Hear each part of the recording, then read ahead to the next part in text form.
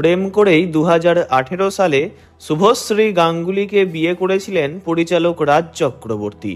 বিয়ের বছর দুই পরে 2020 সালে এক পুত্র সন্তানের পিতাও হন এবং গত বছরই 30 নভেম্বর এক কন্যা সন্তানেরও জন্ম দেন শুভশ্রী।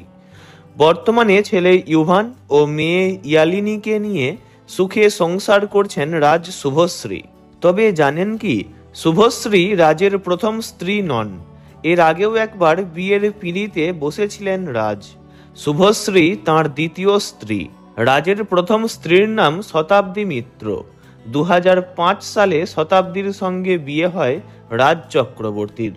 অনেকেই বলেন রাজ যখন হালিশহর থেকে এসে ইন্ডাস্ট্রিতে স্ট্রাগল করছেন তখন তার পাশে ছিলেন শতাব্দী।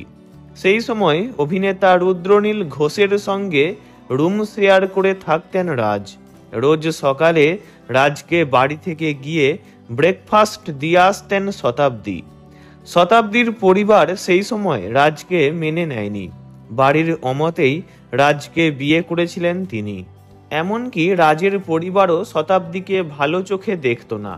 তারপরই রাজের পরিচালনায় হিট করে চিরদিনই তুমি যে আমার, চ্যালেঞ্জ ইত্যাদি ছবিগুলি। তাই তখন শতাব্দীকে লাকি বলে মনে করতে থাকে রাজের পরিবার।